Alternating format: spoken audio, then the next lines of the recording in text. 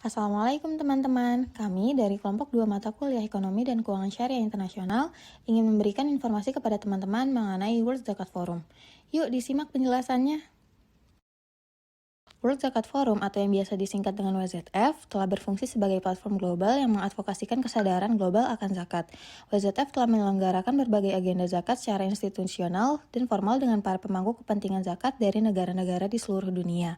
Pembentukan WZF merupakan jawaban atas kebutuhan pengembangan internasional zakat dan mengkampanyekan kepada dunia untuk memantapkan praktik zakat dalam agenda internasional. Pada awalnya, gagasan pendirian WZF muncul sebagai tanggapan terhadap kebutuhan perkembangan gerakan zakat dunia. Pada pertemuan WZF di Selangor, Kuala Lumpur pada 2007, Indonesia ditunjuk sebagai tuan rumah konferensi WZF pertama. 3 tahun kemudian, pada 30 September 2010, saat WZF International Conference 2010 di Yogyakarta, forum ini secara resmi didirikan.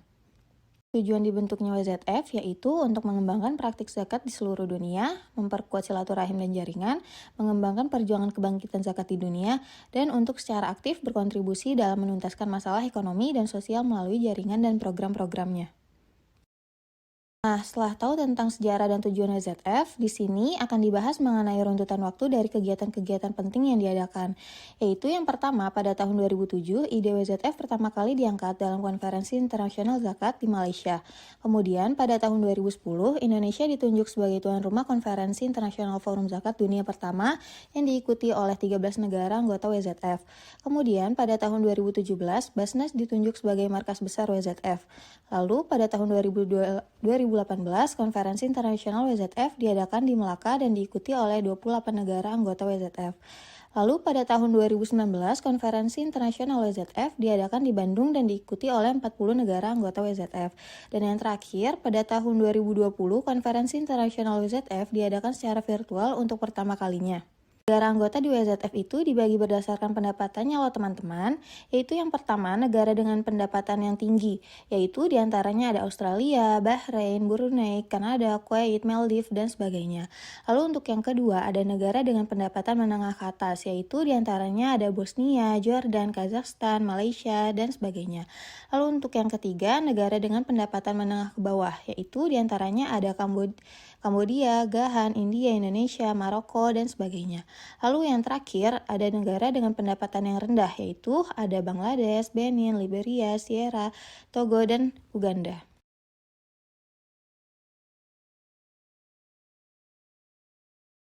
Dalam melaksanakan tugasnya, WZF dibagi menjadi 2 divisi, yaitu World Zakat Forum Youth dan World Zakat Forum Research and Development. World Zakat Forum Youth itu fokus dalam mendorong partisipasi pemuda untuk turut serta dalam implementasi dan pengembangan zakat serta menciptakan kesadaran tentang gerakan zakat global. Kemudian untuk World Zakat Forum Research and Development bertugas untuk menyelenggarakan dan melaksanakan penelitian tentang zakat dan pengelolaan zakat untuk kemajuan perkembangan zakat global.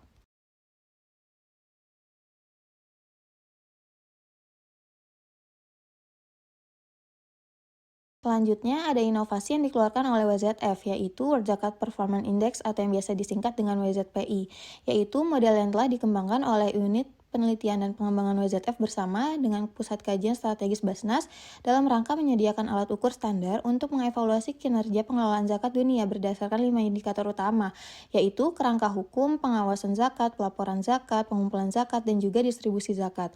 Selain itu, WZPI dapat dimanfaatkan sebagai pedoman oleh berbagai lembaga zakat di dunia untuk merumuskan sistem pengelolaan zakat yang sehat di negaranya masing-masing. Zakat Forum aktif dalam menyelenggarakan dan berpartisipasi dalam beberapa kegiatan. Kegiatan-kegiatan tersebut berguna bagi masyarakat dan dilaksanakan dalam berbagai bidang, yaitu infrastruktur dan kemanusiaan. Basnas bekerja sama dengan UNDP untuk mengembangkan pembangkit listrik tenaga mikrohidro dengan total biaya, yaitu 350.000 US dollar yang mengalirkan listrik ke lebih dari 800 rumah tangga atau 4.448 jiwa di Provinsi Jambi, yang mana ini merupakan pembangkit mikrohidro pertama di Indonesia. Kemudian, Republik Indonesia melalui Basnas bermitra dengan LSM JHCO memberikan bantuan kepada 2,2 juta pengungsi Palestina di Amman Jordan dengan total nilai 150.000 US dollar. Selain itu, Basnas juga bekerja sama dengan CZM Bangladesh dan memberikan bantuan kepada pengungsi Rohingya di Cox's Bazar berupa 200 unit panel surya. Basnas juga menyumbangkan logistik darurat seperti 2 unit ambulans, selimut, terpal, dan pakaian untuk para pengungsi.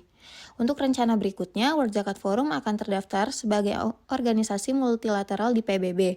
Jika perpres tentang zakat disetujui, maka zakat yang lebih tinggi dapat dialokasikan untuk membantu Palestina, Rohingya, dan juga banyak lainnya. Dalam menyalurkan dana zakat ke negara lain, Basnas sebagai bagian dari WZF akan bekerja sama dengan para pemangku kepentingan seperti KBRI sehingga membutuhkan dukungan dari Kementerian Luar Negeri. Oke teman-teman, terima kasih sudah menonton. Semoga video ini dapat bermanfaat untuk kita semua. Wassalamualaikum warahmatullahi wabarakatuh.